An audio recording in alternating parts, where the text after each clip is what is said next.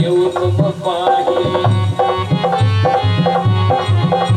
और मिली है उमैत संशय नाही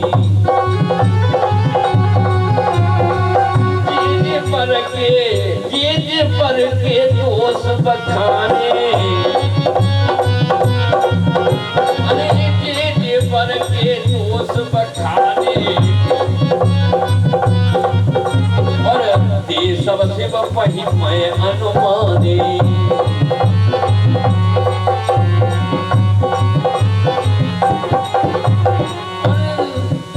अरे जो विवाह शंकर सन होई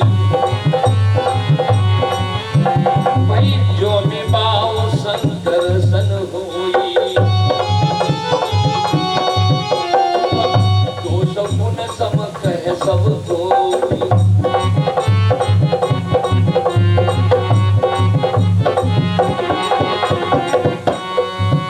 अरे जो ऐसे सयन हरि करही पुण्य कटुति न कर दोष न धरही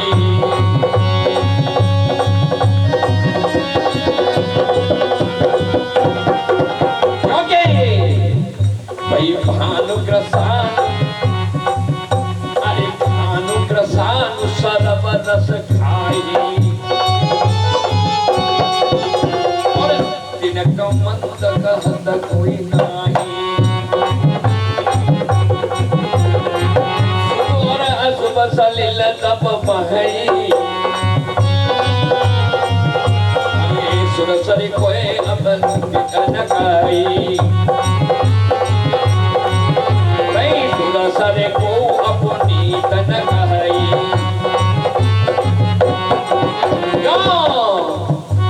वे समृद्ध को नहीं दोष गुसाई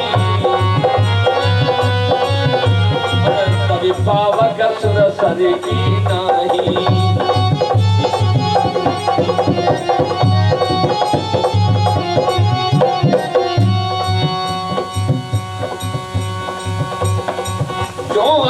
हिंसा એટલે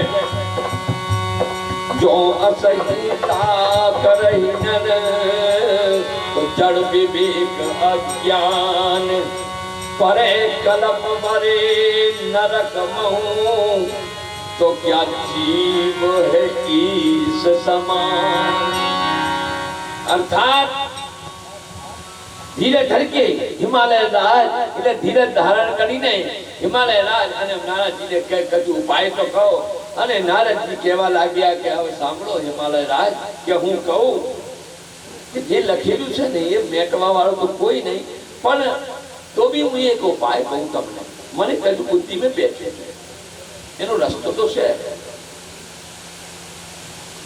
હિમાલય રાજ હાથ જોઈને ઉભા રહ્યા છે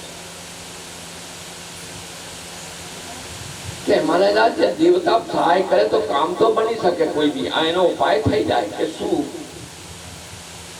કે મેં તમને જે બર રાજાના જે ગુણ તમને જે બખાન કરીને કહ્યું છે એ લક્ષણ મેં બધું હિસાબ ગણ્યું તો મારો અનુમાન આ શિવજી પહી જાય છે એ લક્ષણ તો શિવજી ભોળાનાથ ના છે મને તો એ શિવજી જ લાગે છે હસ્તરેખા એવી પડી છે એવું તો કોઈ નહીં આ ભોળાનાથ છે મારે અંદાજ में એવું અનુમાન में હવે મને યાદ આવ્યું બેહીને એક વાર ચિંતન કરતું હતું કે એવું છે કોણ નથી પર ભોળાનાથ ભોળાનાથ અરે પણ આવા એ તો પછી નારદજી વર્ણન કરવા લાગ્યા સમજાવે છે अब समझावे છે કઈ રીતે કે હિમાલય સાંભળો તમે કે અશુભ ભલે હોય પણ સામર્થવાન સમર્થ ગુણ નહીં દોષ ઉઠાય સામર્થવાન માટે કોઈ બી દોષ નહીં લાગતો લાગુ પડતો નથી કેમ કે સામર્થવાન જે પુરુષ હોય એના માટે દોષ લાગે એ સદગુણ में બદલાઈ જાય છે જેમ કે ભગવાન હરિ વિષ્ણુ અને શેષનાગ પર શયન કરે છે તો કે શેષનાગ ખાટલો છે તે શયન કરી રહ્યા છે એટલે કોઈ સારું કે ખરો જો અહીં શેષ શયન હરિ કરઈ તો વિષ્ણુજી અને શેષનાગ પર શયન કરે છે. આ શયન કરવાની જગ્યા છે એ કોતો ખરા. નારદજી હિમાલય રાજને સમજાવી રહ્યા છે. આ ઊંઘવાની એ જગ્યા છે શેષનાગના પડ પર અને જલમાં. પણ એમને કોણ એમને કહેવાવાળું કોઈ છે કે તો કેમ તમે પડી રહ્યા છો? તો જો અહીં સેજ શયન હરિ કરહી બુદ્ધ કૌતિન કર દોષ ધરહી. જ્ઞાની અને વિદ્વાન બી એમને દોષ હોય ને તો બી એમને સદગુણ જ સ્વીકાર કરે અને સદગુણોનો જ વખાણ કરે. કે કેમ? अच्छा हजू एक बात समझ में आई.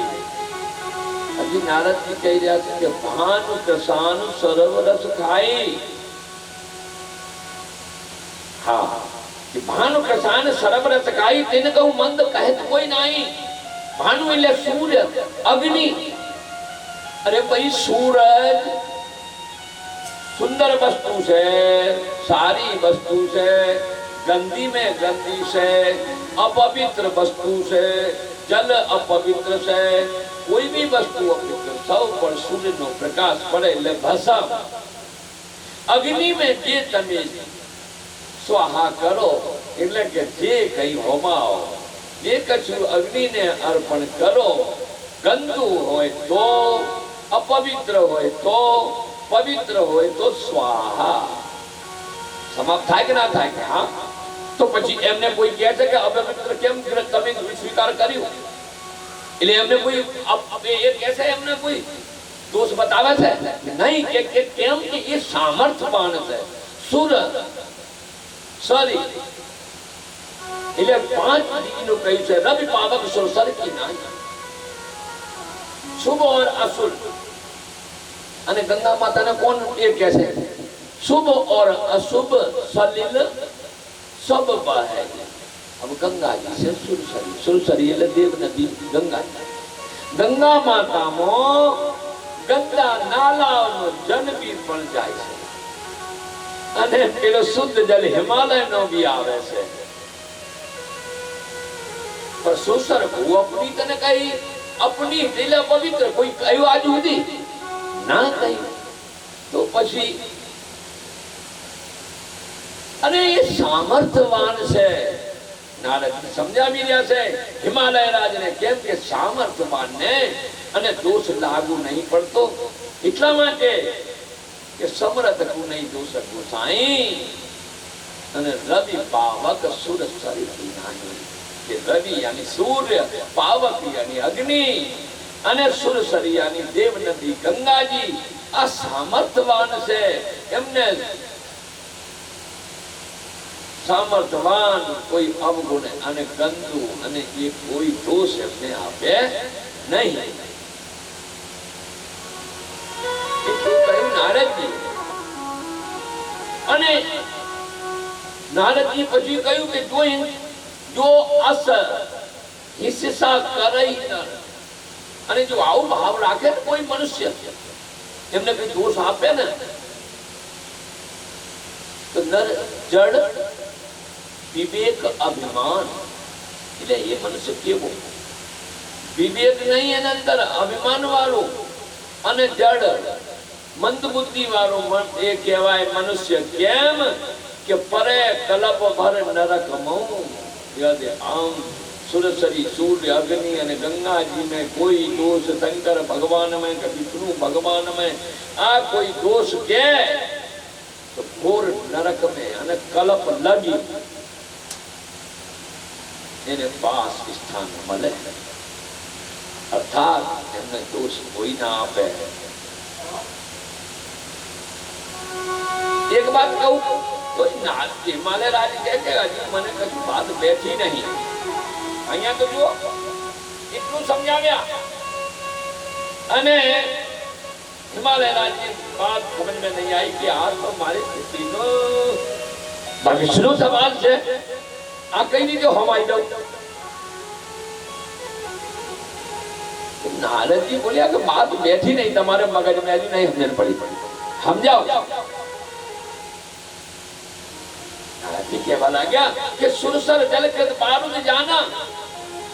अरे गंगा जल मोती गंगाजी मोती देव नदी गंगाजी मोती जल लઈને આયા અને બારુની એટલે મદરા અને ગંગાજીના જલમાં લાઈને જલ લાઈને અને એમાંથી મદરા બનાવી તૈયાર કરી હોય મદરા।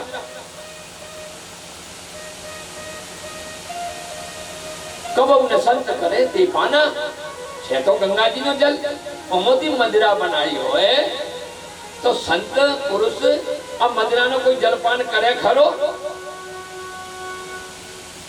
અને એ જ મદરા ફરી गंगाजी में बेड़ भी दो सुरसर मिले सो पावन जैसे। गंगा जी में पेली मदरा गंगा जल मोती उत्पन्न करेगी होए ये संत जन नहीं पीवे ये मदरा पाछी गंगा जल में तमे पी दो तो गंगा जल बनी जाए। आरीते ही हिमालय सुरसर मिले तो पावन जैसे ईश अने अनिशई अंत तैसे। जैसे ईश्वर अने जीव में जितनो अंतर से न अने ईश्वर जारे जाए तने पेलो जीव तले जाए ईश्वर में ज भरी जाए से। अने सुरसरी मदरा जारे बनाई होए अने गंगा जी ने नाखो पति बदा जलपान इनु करे संत ठीक आ रीते छे। अरे शंभु सहज समरथ और भगवाना एही विवाह सब विद कल्याणा। शंकर भोलेनाथ बड़े सीधे